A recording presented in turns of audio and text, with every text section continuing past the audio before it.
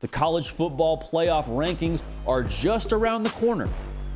The committee's going to tell us their rankings. They'll get in the room. They'll talk about resumes and what they've seen and their statistics and all that. Like, that's great. We're excited for that to get here, but we're not going to wait for that to get here. We're going to give you right now our top 6, so first 2 out, and top 4 for the college football playoff as it stands after the dust has settled on the letdown Saturday that was week 8 of the season. Before we do that, make sure you're subscribed right here. It's college football, only college football. No hot takes, no extra agenda, no high fructose corn syrup. Like, this is the greatest sport in the world. We celebrate it. We talk about it every single day right here.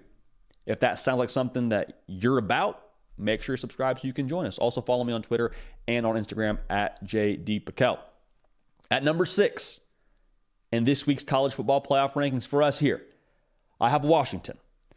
Now, if you have Washington higher, I'm all right with that.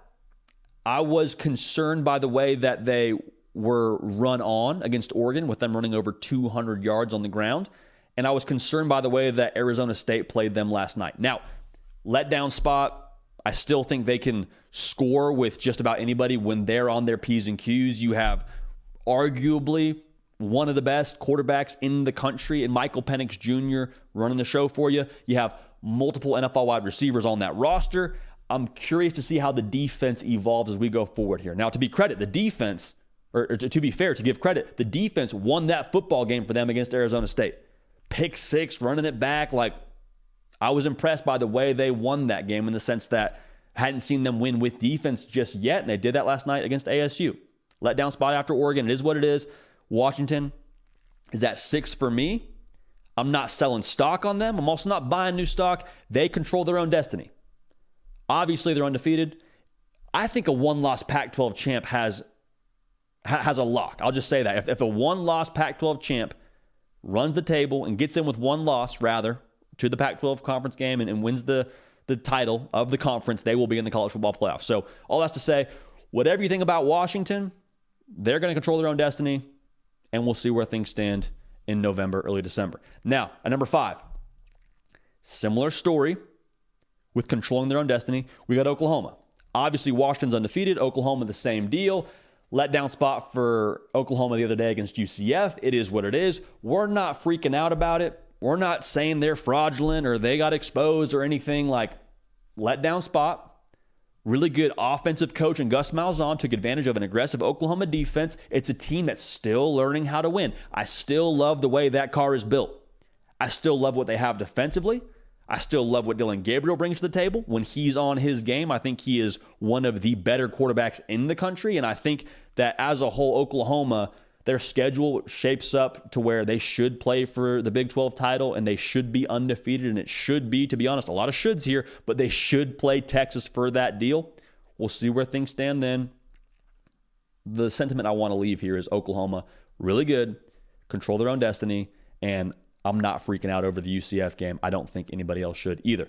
So that's our first 2 out. At number 4, we got Florida State. And Florida State, some part of you probably feels like, hey, why do we see them on the ropes so frequently? That's not an unfair gripe to have. But I would also say the amount of times we've seen them get off the ropes and answer the call to action and have that elite response mechanism we talk about a lot on this show, rather. Really impressed by Florida State. Jordan Travis probably doesn't get enough juice when it comes to the national conversation with what he does for this football team. From a roster standpoint, when they get that run game going, I don't know how you defend them offensively. Defensively, they answered the call to action. They've been great in second halves, turned off the water again last night, held Duke to 0 points in the second half. They just have so many weapons in the pass game to where when they're cooking on that side of things, like that can just be the differentiator. When Keon Coleman's on, when Johnny Wilson's on and healthy, when Jaheim Bell's rolling, like I don't know how you have enough resources as a defense to defend all those guys. Florida State continues to roll. They're undefeated as well. They are going to be favored, you would imagine, in every game they'll play the rest of the way. You got the game against Miami, game against Florida. Those two will be interesting, to say the least. We'll talk about it more when it gets here. But Florida State, the win over LSU, I think, continues to age well. The win over Clemson, maybe doesn't age as well, but still counts for something. Florida State for us, number 4 in this week's college football playoff rankings. At number 3, big mover. Big mover. We told you they would be. You probably already knew they would be. We were on hand for this game. Ohio State handling business against Penn State. They have the best resume in college football. So if you want to do a resume rankings thing, if you want to talk about where Ohio State stands in a vacuum, like best team in college football, from that standpoint, the win over Notre Dame on the road, the win over Penn State yesterday, like it's not just the fact they won those games. To me, there's something to be said for how they've won those games. This is a tough operation, man. This is a tough team on the line of scrimmage. They held Penn State to less than 100 yards rushing, put the ball in Drew Aller's hands, said Drew Aller beat us, and then they continued to get after him on the defensive line, and they continued to get the ball to Marvin Harrison Jr. offensively and have that be the differentiator. It's a different looking Ohio State team. So don't let the logos and the cognitive dissonance that comes with how Ohio State's playing this year, with them not being a team that's airing it out and scoring 40 points a game. Like, it's going to be a little bit more gritty, a little bit more edgy, and that's fine. They're cool with that at Ohio State. And I think ultimately, if they continue to evolve at the quarterback position with Kyle McCord and they continue to get healthy at skill positions, you don't want to play them in November. I'll say that much. You don't want to play them in November. They're trending to play their best ball in November. I'm curious to see how Kyle McCord's confidence builds now going forward. So at number 2, a team that they will play in November in Ann Arbor, that's Michigan. And so for Michigan, like, if you have them at 1, I have zero issue with that. Zero issue with that. I had a really hard time not putting them at 1 this week. I'll talk more about that here in just a second when we get to number 1. Michigan has been the most dominant team in the country. Last night was no exception. Handled business about Michigan State. We said this in our breakdown of that game. Like, it just feels like Michigan has the ammunition that they thrive off of right now, with everything with the sign stealing talk. And I mean, you saw all the signs at College Game Day with my sign got stolen by Jim Harbaugh. And like, it's funny, it's tongue in cheek. Like, we love college football Twitter and we love college football because of stuff like that. Like, I think it's actually pretty funny, but like Michigan, they don't think it's funny. They take an issue to that. And that's another log you throw on the fire, more ammunition to their operation that was already a little bit feeling some kind of way because of the Jim Harbaugh suspension. So they feel like it's them against the world, and they don't really have a ton of questions when it comes to the field anymore because they're back-to-back Big Ten champs. They are undoubtedly the big dog in that conference to this point in time. So if you're not questioning them on the field, where do you draw that underdog mentality from? I think it goes back to, well, they're out to get us. They don't want to see us succeed.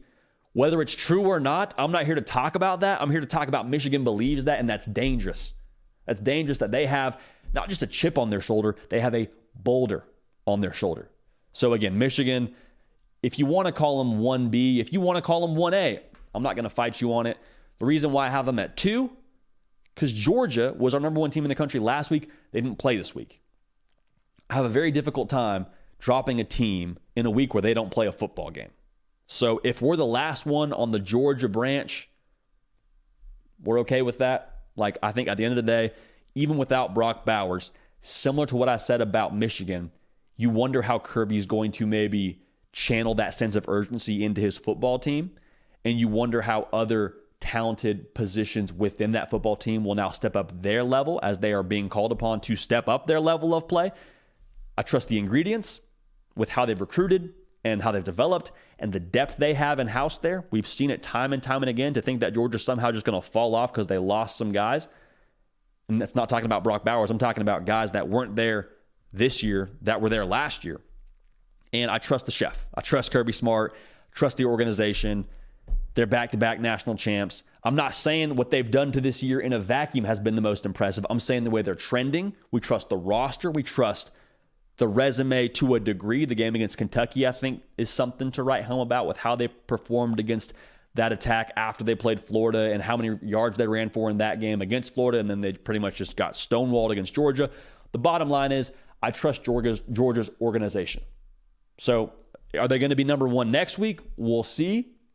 Obviously, we haven't even gotten through next weekend, so come back here, make sure you subscribe so you don't miss that. But for me, Georgia, at this week, I can't drop them after not playing a game. So to recap it for you, our first two out, Washington and Oklahoma.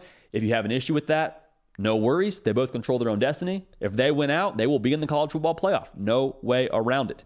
Even Washington, if they drop a game, I think they could be in the college football playoff if they win the conference. At 4, we got Florida State, elite response mechanism. At 3, we got Ohio State, best resume in college football. At 2, we got Michigan, the most dominant team in college football. And at number 1, we have Georgia, We're not selling our stock because they had a bye week. Still really good, still really talented. We're not betting against Kirby Smart just yet.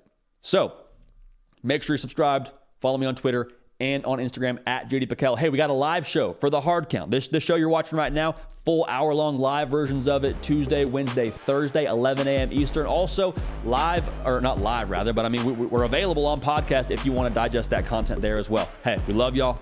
We appreciate y'all. We're going to keep this party rolling. We will see y'all next time. Hey y'all, thanks so much for watching. Subscribe to the channel here to make sure you don't miss an episode of The Hard Count. Also be sure to check out other videos on the On3 YouTube channel.